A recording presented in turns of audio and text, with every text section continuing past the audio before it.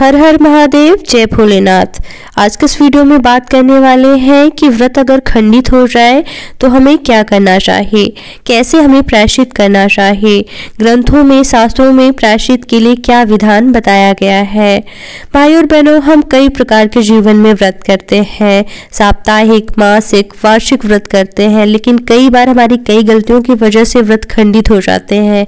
कई बार हमें अपने रिश्तेदारों के यहाँ जाना पड़ता है तो हमें जो है जानबूझकर व्रत छोड़ना पड़ता है, या फिर रिश्तेदारों के यहाँ जाकर के असुविधा हो जाती है तो हम व्रत जो है निर्वाह नहीं कर पाते हैं।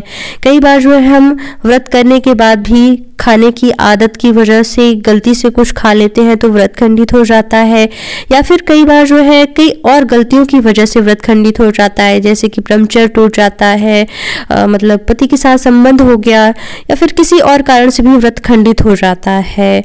और कई बार हम व्रत ही भूल जाते हैं कि आज हमारा व्रत था, इस दिन हमको व्रत करना था, और व्रत नहीं कर पाते हैं। तो ऐसे कई कारण होते हैं जिनसे हम व्रत भूल जाते हैं, व्रत हमारा टूट जाता है। तो कैसे हम इसका प्रायश्चित कर सकते हैं? क्या अगर हमारा व्रत खंडित हो गया तो पूरे हमारे व्यर्थ हो जाते हैं व्रत, या फिर हम प्रायश्चित करने के बाद पुनः व्रत शुरू कर सकते हैं? हमें पिछले व्रतों का पुण्य मिलेगा या नहीं, आज के इस वीडियो में इसी विषय पर विस्तृत चर्चा करने वाली हूँ। साथ ही साथ शास्त्रों के अनुसार मैं आपको बताऊंगी कि प्रायश्चित के बारे में क्या चीजें कही गई हैं, कैसे आपको प्रायश्चित करना चाहिए। तो अगर ये वीडियो आपको पसंद आए तो लाइक और शेयर कीजिएगा, और अगर अभी तक आपने हमारा चैनल सब्सक्राइब नहीं किया है तो सब्सक्राइब कर लीजिएगा, ताकि इसी तरह आपको महत्वपूर्ण जानकारियों के वीडियोस मिलते रहें। तो शास्त्रों में ऐसा बताया गया है, धर्म सिंधु ग्रंथ में, कि अगर आपका व्रत खंडित हो जाता है तो आपको मुंडन करवा कर और फिर 3 दिनों का कठिन उपवास करना चाहिए। तो घबराइए बिल्कुल नहीं, क्योंकि ये तो बहुत ही कठिन बात बताई गई है। इसके अलावा भी कई और अन्य जो है प्रायश्चित बताए गए हैं, उसके बारे में मैं आपको बताती हूँ। अगर आप 3 दिन उपवास नहीं कर सकते हैं, ऐसा बताया गया है कि 3 दिन उपवास ना कर पाने वाले व्यक्ति के बारे में, यानी कि अगर आप असमर्थ हैं तो फिर एक ब्राह्मण के भोजन के बराबर आपको अन्न दान करना चाहिए।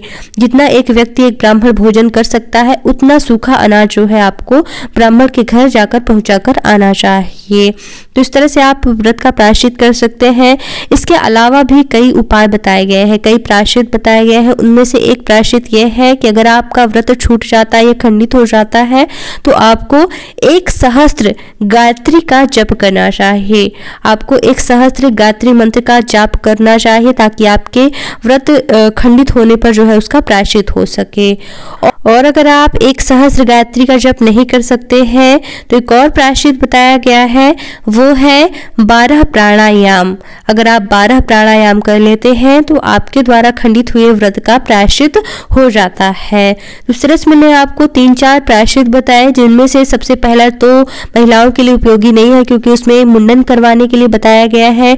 लेकिन दूसरा जो कि बहुत ही सरल है, जो सभी के लिए उपयोगी है, जो है कि ब्राह्मण को आप एक व्यक्ति के भोजन बराबर जो है आप दान करें, सूखा अनाज दान करें। तो ये सबसे सरल उपाय है प्रायश्चित करने का।